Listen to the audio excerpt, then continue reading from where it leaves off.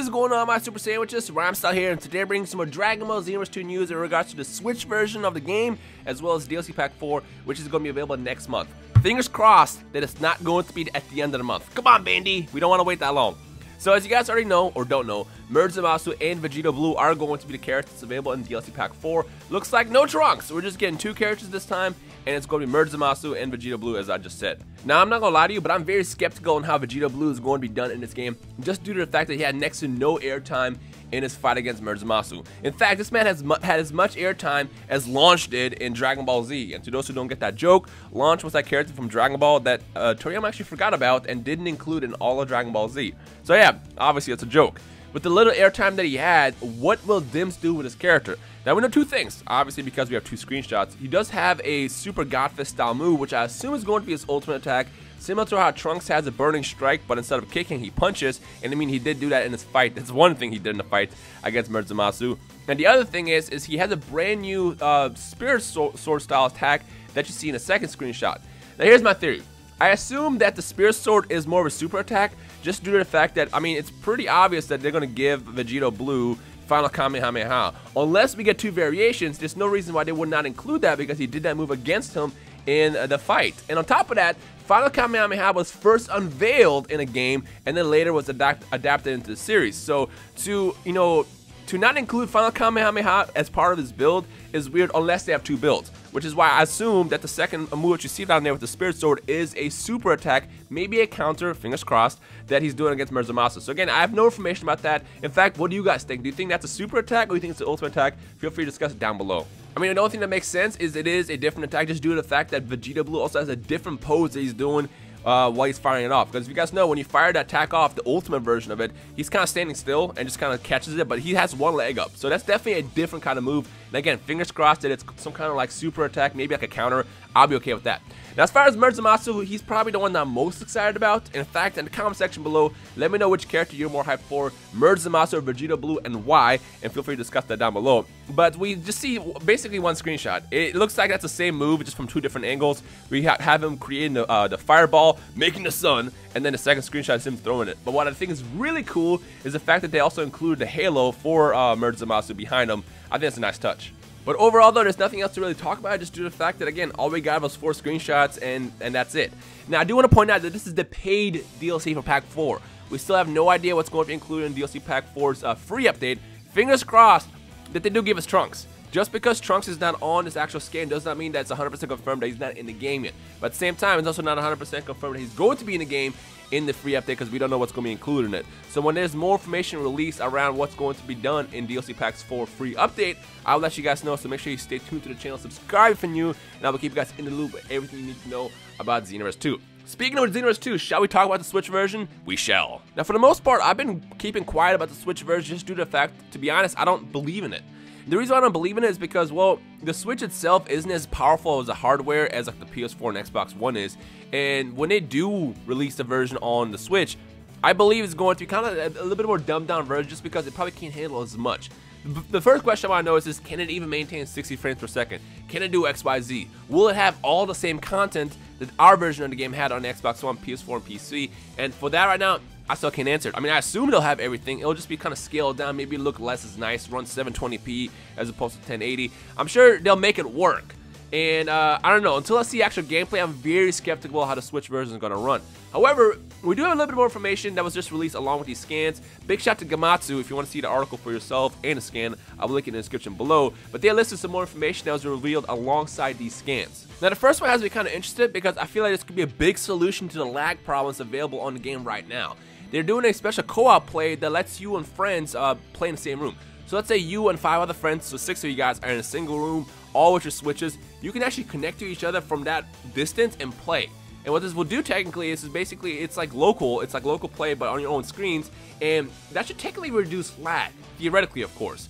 So I think that could be a good game-changing feature that this game needs. This is one thing that probably the Switch version can do superiorly. Superiorly, is that a word? I don't even know. In a more superior manner than what the Xbox One and PS4 and PC version can do. So anything that deals with lag, I'm all good for. So that's probably the best feature that I saw listed on this actual scan. The next one I don't really care about, but they're doing motion sensitive controls again. For example, you can use the Joy-Cons put together to do a Kamehameha. And I don't know who would be playing like that. I mean, that means you would have to already be playing with 2 Joy-Cons in your hands, and I don't see how that works unless you have it all together already as one. I don't know. They're bringing back motion controls, and I know that wasn't the most popular thing on the Wii version of Tenkaichi 3, but it's a bonus thing, I guess. Does anybody even care about motion controls? Feel free to kind of discuss it down below. But if you want to do a Kamehameha by doing the hand motions, you can do that in this game. The real question is how effective will that be? Is it actually useful? I guess the only way to find out is later this year. By the way, the release date is going to be sometime in the fall. So it's coming out fairly soon. I mean, we're already in the summertime, so we're like 1 season away from it.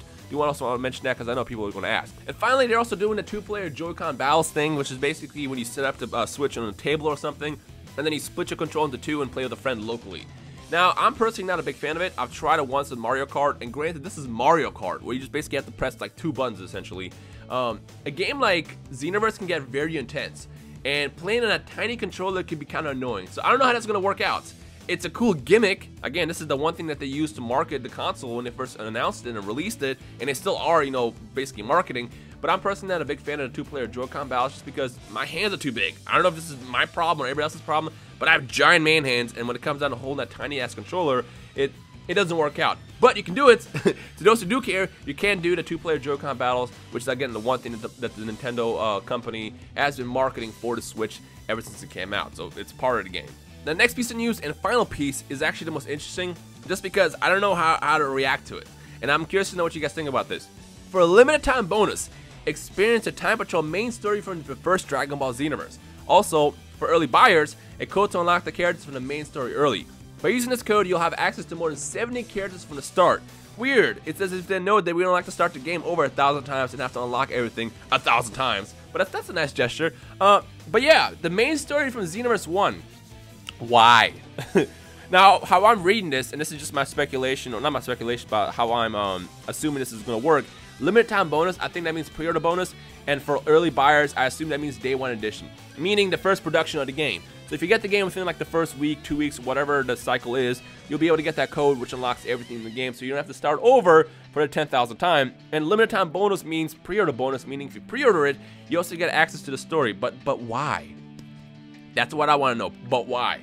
Here's my problem with that. So the first half of the Xenoverse 2 story, for the Time Patrol story, is basically, they literally took a bunch of missions from Xenoverse 1 and just kind of like reused them again. So I don't really care about that. I mean, I guess you can count the last couple parts where you fight Demerga, which is more unique and stuff. But again, I don't really care about that. You know what I want? I want more characters. I want stuff that they didn't already have in Xenoverse 2, in the first version of the game. Stuff like Buhan. This is the perfect opportunity to do this. Add Buhan. Add Super Android 13. Add, you know, Baby Vegeta. Add the characters that we didn't get in the first version of the game, as opposed to rehashing Xenoverse 1's story mode, which I'm pretty sure not that many people liked. I mean, again, this might just be me, so in the comment section below, let me know if you guys actually care about that. And the other question is what else is there planned, and how is this going to affect the Xbox One, PS4, and PC version of the game? Now, normally, what companies will do is if they do a different version of a game like this and they have extra content, they will do like an expansion or more DLC for the old version of the game. So for example, let's say theoretically the Switch version does get Buhan, Baby Vegeta, and yada yada yada yada. What they would normally do is add a expansion pack that you can purchase for like, I don't know, maybe $10 just like I was before, or even have like a brand new season pass that will then be added to the PS4, Xbox One, and PC version. So again, I have a strong theory that we'll get more DLC for Xenoverse 2 outside of DLC 1, 2, 3, and 4, just due to the fact that, remember last year when they were promoting the game, they promised us a year of support, and we're moving right now towards a 6-month period, and they're getting ready to release DLC 4 for the 6-month period. So it's like they still owe us about 6 months of DLC or support or content. So I have a theory that there's more stuff coming for now.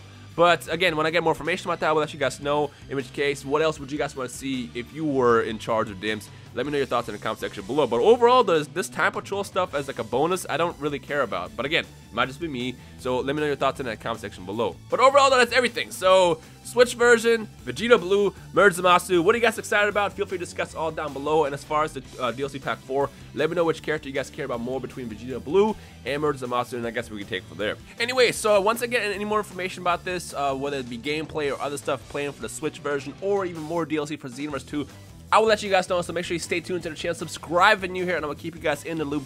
Follow me on Twitter at Rhymestyle if you don't already, and I'll keep you guys in know of everything you need to know in regards to not just Xenoverse, but Dragon Ball in general. With that said, I hope you guys enjoy the rest of your day. My name is Rhymestyle, and I will see all you awesome Super Sandwiches in the comment section below. Peace.